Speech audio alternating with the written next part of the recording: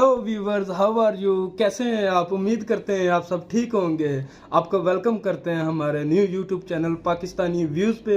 मैं हूं जुल्करनैन हैदर और आप देख रहे हैं हमारा यूट्यूब चैनल। और आज की जो वीडियो है उसका जो टॉपिक है वो है जी, तालिबान ने भारत को क्या पेशकश की। एक बड़ी पेशकश है तालिबान के हवाले से, तो चलिए वीडियो को शुरू करते हैं। तालिबान द्वारा अफगानिस्तान को टेक ओवर करने के बाद भी भारत ने अपनी मदद लगातार बरकरार रखी है। भारत की तरफ से कई ton medicine, life saving drugs, कोविड-19 की वैक्सीन, वीट और बाकी चीजें स्पेशल फ्लाइट्स और लैंड रूट के जरिए अफगानिस्तान पहुंचाई जा रही हैं। ये मदद आगे आने वाले समय में भी और भी ज्यादा बढ़ने वाली है, क्योंकि रिसेंटली कुछ ही हफ्तों पहले साल 2022 से 23 फाइनेंशियल ईयर के लिए भारत का बजट पेश किया गया था। बजट में मोदी गवर्नमेंट ने बाकी पड़ोसी देशों के साथ साथ अफगानिस्तान को 200 करोड़ रुपीस मदद के तौर पर देने का ऐलान किया था। इन सब से खुश होकर तालिबान ने भारत के लिए एक बड़ी घोषणा की है। लेकिन वो बताने से पहले तालिबान ने अफगानिस्तान की महिलाओं, लड़कियों और छोटी बच्चियों के लिए कौन से नए कानून लागू किए हैं, आपको वो बता देता हूँ। अफगानिस्तान से खबर निकल कर आ रही है कि 6th स्टैंडर्ड से ऊपर वाली क्लासेस में पढ़ने वाली गर्ल्स के लिए अफगानिस्तान में स्कूल्स में एंट्री फिलहाल के लिए रोक दी गई है। रिपोर्ट्स के मुताबिक तालिबान रजीम ने एक फरमान जारी करके बताया कि 6th स्टैंडर्ड से ऊपर वाली क्लासेस में पढ़ने वाली लड़कियों के लिए तालिबान रजीम इस्लामिक रूल्स, कल्चर और इस्लामिक ट्रेडिशन के हिसाब से एक नई यूनिफॉर्म डिजाइन करेगा। ये यूनिफॉर्म डिजाइन करने के बाद अफगानिस्तान में सभी सेकेंडरी स्कूल गर्ल्स को ये यूनिफॉर्म पहननी पड़ेगी। इसके बिना किसी भी लड़की को स्कूल में एंट्री नहीं दी जाएगी। इसके अलावा एक और फरमान जारी किया गया है, जिसके मुताबिक आदमी और औरत दोनों एक ही दिन एक ही समय के ऊपर सेम पार्क या फिर गार्डन में नहीं जा सकते हैं। यानी अफगानिस्तान में लड़कियों और महिलाओं के लिए पार्क्स और गार्डन में जाने की अलग टाइमिंग्स और दिन तय होंगे और लड़कों और आदमियों के लिए अलग। तालिबान रजीम ने कहा है कि ये हमारे कानून नहीं है, बल्कि भगवान ने खुद ही बोला है कि अजनबी आदमी और औरत को एक जगह के ऊपर नहीं होना चाहिए। तीसरा फरमान एक दिन पहले ये भी जारी किया गया है कि अफगानिस्तान के अंदर किसी भी डोमेस्टिक या इंटरनेशनल फ्लाइट्स पर बिना किसी मेल साथी के, यानी बिना किसी पुरुष साथी के, अकेली महिलाओं को बोर्ड करने नहीं दिया जाएगा। यानी किसी लड़की या महिला को अगर फ्लाइट लेनी है, फिर चाहे वो देश के बाहर किसी दूसरे देश में जाना हो या फिर देश के अंदर ही किसी दूसरी जगह जाना हो, तो उस केस में उस महिला को अपने साथ एक पुरुष को भी ले जाना पड़ेगा।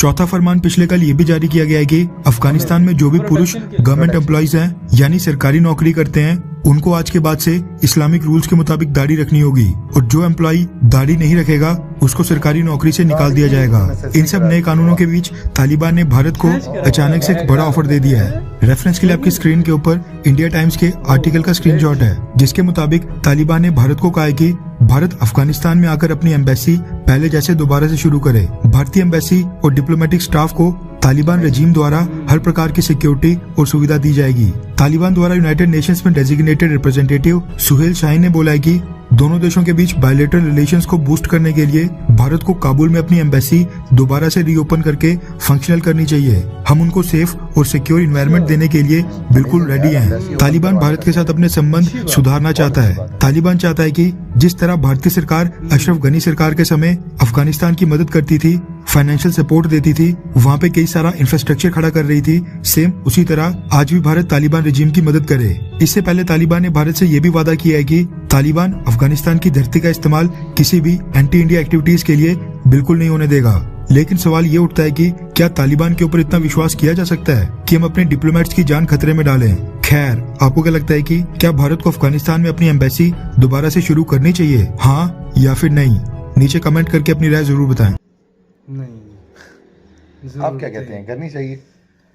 देखें, मैं इसके ऊपर क्या बात करूं, इसको ज़्यादा इसके ऊपर मैं वजाहत नहीं करना चाहता, क्योंकि हर कंट्री का अपनी एक स्टाइल होता है, हर कंट्री का अपना एक वो सोचते हैं कि किस तरीके, क्योंकि जो भी कंट्री के जो चला रहा होता है उसने अपने कंट्री को, अपने लोगों को सिक्योर करना होता है। तो उस हिसाब से वो अपने जो उधर का है एटमॉस्फेयर है, जो भी है, उसी हिसाब से डील करना चाहिए। बिल्कुल ऐसी ही है। अगर उनकी मर्जी है और अगर वो ऑफर्स कर रहे हैं तो जिन जिन ममालिक को बेहतर लगता है, क्योंकि इंडिया एक बहुत ही ह्यूज कंट्री है, मतलब तो अगर उनके साथ रवाबित बनाना चाहते हैं तो ऑब्वियसली कुछ ना कुछ फायदे नुकसान भी होंगे, लेकिन ज्यादातर मैं समझता हूँ कि मिलजुल के रहने में फायदा है। सही बात है जी। तो व्यूवर्स, अगर आपको ये वीडियो अच्छी लगी हो तो प्लीज़ इसको लाइक कीजिएगा, इसको शेयर कीजिएगा और हमारे चैनल को सब्सक्राइब कीजिएगा।